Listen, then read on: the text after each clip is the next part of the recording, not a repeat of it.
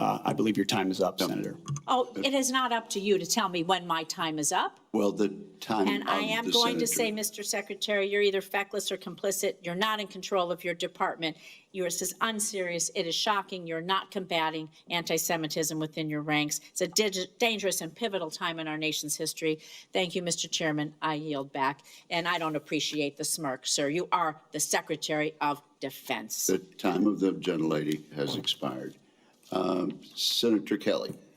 Thank you, Mr. Chairman. Mr. Secretary, I want to talk about the proposed Golden Dome missile defense system. There's a request to spend $25 billion in this year alone. First of all, is this system designed to intercept a full salvo attack? Senator, it's a multi-layer system that would include different types of salvos. Obviously, so it's not just Rogue Nation. Okay. And, so well, it's meant to. Yes, it's not meant to be just one nation. It could be utilized in against Russia scenarios. or China, full salvo. So what kind of reliability are you aiming to build into the system? Are we looking for something like 4 nines on intercept success?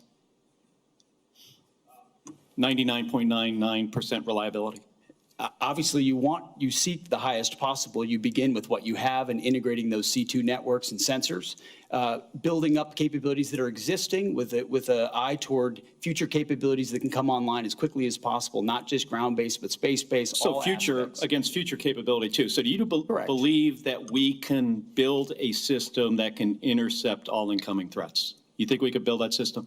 This is a very hard physics problem. You would know as well as anybody, sir, how difficult this problem is, and that's why we put our best people on it. We think the American people deserve it. So let me tell you what I think we're facing here. You're talking about hundreds of ICBMs launched simultaneously, varying trajectories, MIRVs, so multiple reentry vehicles, thousands of decoys, hypersonic glide vehicles, all at once. And considering what the future threat might be, it might even be more complicated than that. And you're proposing spending not just $25 billion, but upwards of, I think CBO estimated this at least $500 billion, other estimates, $1 trillion.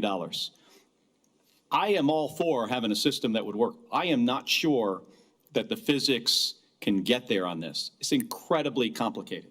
So I want to get to another issue that you're facing here. How much of the staff of the Office of the Director of Operational Test and Evaluation did you cut? After collaboration, sir, with the service departments, the Joint Staff, and others, we identified that as a place where there were redundancies and multiple additional layers that were unnecessary. I'll tell you what you cut. You cut 74%. Most of it. That's what I was going to say. Most of it. And was your decision to cut more than half of the Pentagon's testing and evaluation office staff driven in part by concerns about the office's plan to oversee testing of Golden Dome? The concerns were not specific to Golden Dome, sir. It was years and years of delays unnecessarily based on redundancies in the decision-making process that the services, COCOMs, and the Joint Staff, together with OSD, identified as a logjam that was not helping the process. To get the reliability we would need, you need something that's at 4 nines, 99.99% reliability, with all these challenges.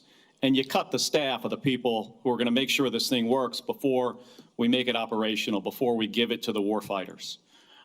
You got to go back and take a look at this. But I also strongly encourage you to put together before we spend $25 billion or $175 billion or $563 billion or $1 trillion, put together a group of people to figure out if the physics will work. You could go down a road here and spend hundreds and hundreds of billions of dollars of the taxpayer money, get to the end, and we have a system that is not functional. That very well could happen.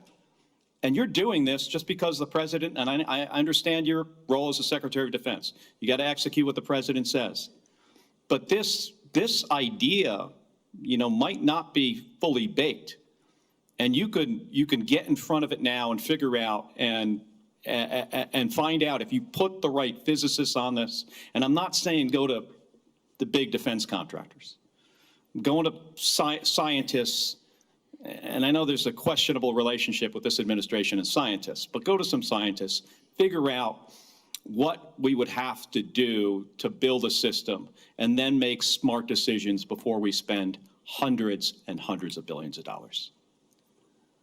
Senator, we're doing that, leveraging existing technologies and not premising the project on aspirational technologies, what we can actually do, and would Well, welcome. $25 billion in the first year is a lot of money. That's more than just figuring out if we have the ability to build a system that can handle a full salvo threat, hypersonic glide vehicles, MERS, thousands of decoys.